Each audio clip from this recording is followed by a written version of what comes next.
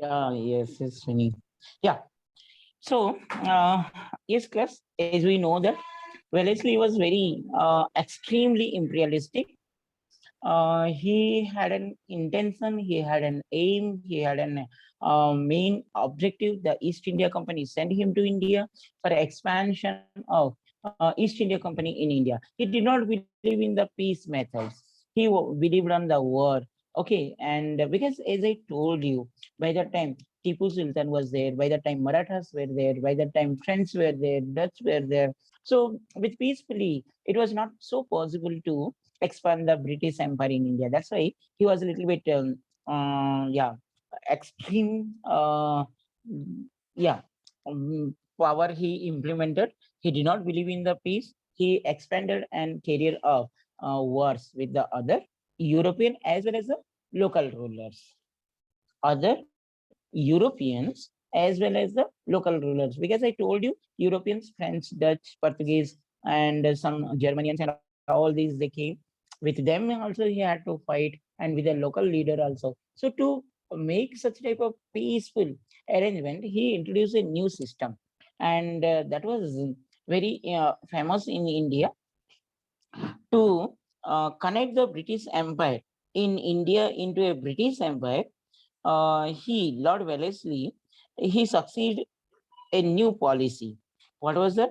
Uh, he took the help of other Europeans, British rule in India, and he expanded that was none other than subsidiary alliance. Try to understand. He implemented the subsidiary alliance. What was the subsidiary alliance? Lord Wellesley had two aims. First of all, British Empire should be well defined and should have no danger from any other external power. He wanted to make the East India Company very peaceful and Hello. established in it. Yes, sir. Hello. Yes, sir. Is it audible? No? Yeah, it's audible, sir. It's audible. Yeah, yeah. Hello. So, Continue. Sir, second Hello. one was, sir. Yashwini has joined. Yes, sir. yes, sir. All right, please. Mahapatra sir is continuing with that part. Please. Okay, Please sir. continue. So, yes, plus. So, if you'll see, Lord Wellesley wanted or he had two aims. First of all, British Empire should be protected.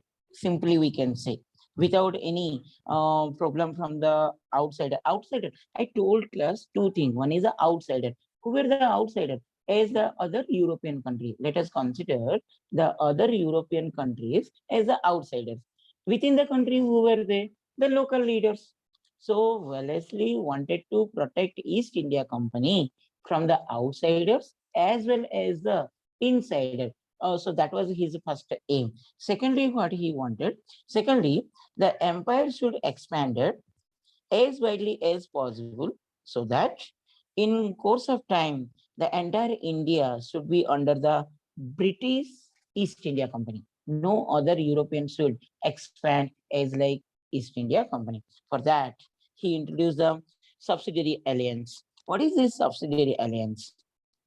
To achieve both objectives, he wanted to bring Indian princes under the supremacy of British because there was a threat, I told class. By the time other European they came, they made the negotiation, they gave the threatening to the local leaders. Unfortunately, by that time the local leaders were not so strong to defy or fight with the European powers. They need some support. They need some power. So in that critical condition, Wellesley helped the same thing. The need of the local leaders fulfilled by Lord Wellesley. How? Once what he did now to create the no fear from the foreign invasion because princes could be no more under any foreign influence. Side by side, those who would refuse to accept British supremacy should conquer. Such was the policy of Lord Wellesley. So Lord Wellesley now what he did, he gave protection to the local leaders. The local leader should get the protection from the East India Company. As long as East India Company is giving protection to the local leader, there was no threat of other outsiders. That is one. Another one, as long as the British giving protection to the local leader should take care of East India Company, their army. They should give some land. So many agreements they have to make. Wellesley initiated this system in India, and he pursued the Indian rulers to accept this. And this was popularly called as the subsidiary alliance. Under the subsidiary alliance, if you see the terms, first of all, those Indian rulers who would accept the subsidiary alliance should agree not to fight with any other European power without the permission of British. Number one, means they lost their independence. Now, Indian rulers who accepted this subsidiary alliance, they lost their own identity. They have to work under the control of East India Company. Number one. Number two, it can a big state which would enter into the subsidiary alliance. There should be an army. Which army? East Indian Army, and that army should be maintained by the ruler who accept that. Number two. Number three, to meet the expenditure of the army properly, the ruler who accept the alliance should take the expenditure. That is the responsibility of the ruler who accept that subsidiary alliance. Next, if you see the another condition, there should be also an army like that, which can be maintained by the local leader, and in return, a big area. British government should protect all the states, smaller or bigger, against the enemy invasion. For that, the ruler has to give an land to the East India Company. So overall, if you see all these terms and conditions, the ruler of India who accepted the subsidiary alliance, merely the ruler became a puppet in the hands of East India Company, because the East India Company able to take care of the ruler. Army should be maintained by the ruler, Indian ruler. The Indian ruler should give the land. So directly, they did not say that you lost your independence. Indirectly, Wellesley told that the ruler who accepted the subsidiary alliance became the loser of his land to the East India Company. This was the open secret. Okay. In spite of all these terms and conditions, as I told you, by that time, some of the rulers were very weak. They were unable to get the, frequently they used to get the threat from the Europeans. Such type of rulers, they came forward. They felt that, oh yeah, it is very good for them to protect themselves against the other European. That's why few of the ruler, in spite of all these term and condition, some of the Indian rulers, they accepted this subsidiary alliance. Among them, the first was none other than Nizam. Nizam's acceptance of subsidiary alliance. Okay, class, let us complete this Nizam. A few minutes it will take. Let us complete. The weaker power of the subsidiary alliance came to a bliss. The Nizam of Hyderabad, one of the such weak ruler, he was constantly fear of the Maratha invasion. In order to keep his state safe from the Maratha, he accepted the subsidiary alliance, the first ruler in India. Alliance with the pleasure, he thus showed his real independent and sovereign to the British, and became the subordinary, or we can say subordinate ruler of the East India Company. In the Deccan, Nizam enjoyed the prestigious big power, but unfortunately, after the acceptance of this British supremacy, he lost his power, prestige forever. So Nizam was the first ruler, we know that. Then the British, on the other hand, gained tremendous prestige in South by bringing the Nizam and the Hyderabad under its control. and influence.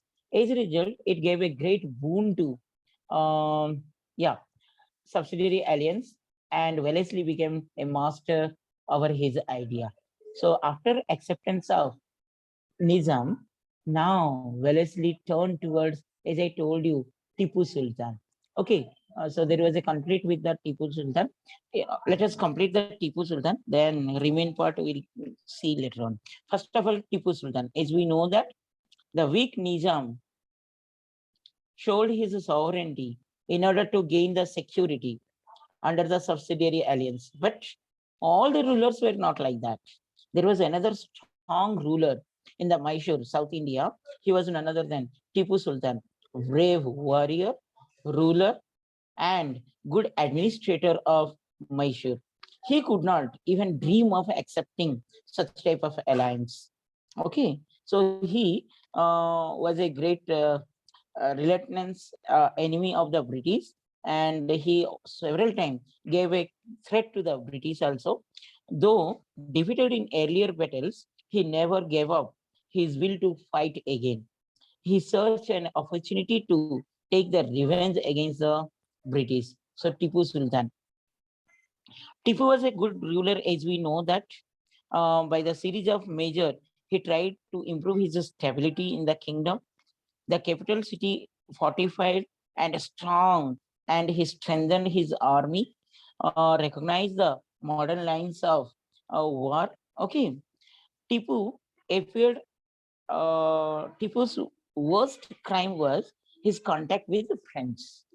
So that was one small mistake made by the Tipu. Against the British, he took the help of French, which was disliked by the East India Company, of course, that Wellesley. French and England, Tipu wanted to take advantages of the and therefore establish the relation with the French. He employed a French soldier to train his own army. He allowed the French to hoist their flag in own capital Sirangapatnam. Tipu ambassador proceeded to Versailles in France to present his case. When he had a little bit close relation with the French, it was not digested by the Wellesley. So Wellesley was not a man to tolerate all these such activity of Tipu Sultan, was bending toward the French, who were strong enemy of British in India. He declared that Tipu contact with the foreign country and his permission to be the French to come and hostile against British, and that all relation led to a war between Tipu and Wellesley. Finally, Wellesley proceeded to fight against Tipu Sultan. That was the last Anglo-Mysore War. Please remember, Anglo means British. Mysore, as we know that Tipu Sultan was the ruler of Mysore. So Anglo-Mysore War, last Anglo-Mysore War between Tipu Sultan and the Wellesley. Tipu was defeated by the British force in two battles of Sirangapatnam.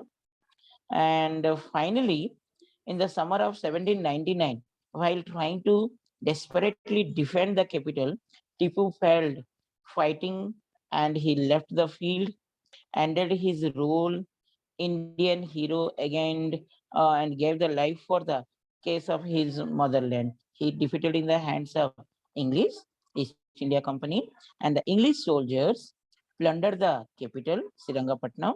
A large portion of the kingdom of Mysore was merged with the British. Okay, so we can understand that it was not direct, but through the war, even Mysore, South India also captured by the East India Company under the period of Wellesley. The remaining part of Mysore was given to the old ruling Hindu dynasty.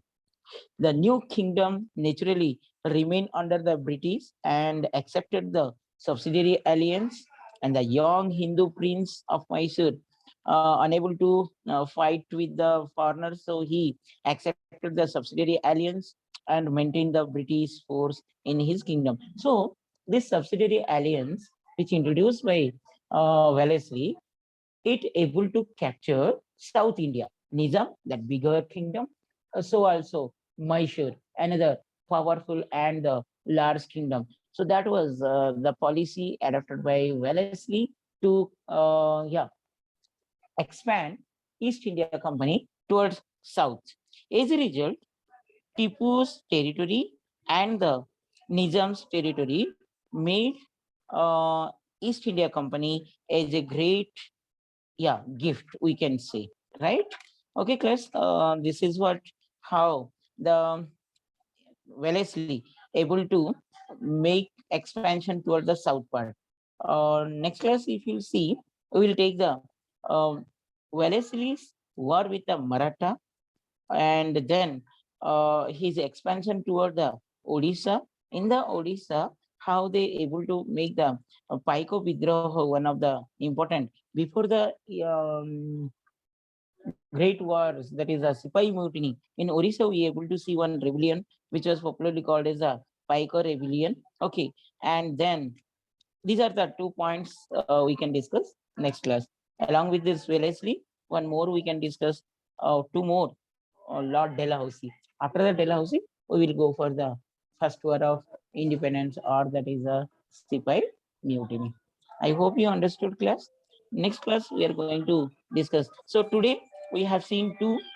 One is William Ben Cornwallis permanent settlement, and Wellesley. His Wellesley and his yeah. Okay. Okay. Wellesley and how he made the permanent settler, that is non subsidiary alliance. Next class, we are going to discuss about remaining two. Okay, ma'am. Thank you very much, Uh, sir.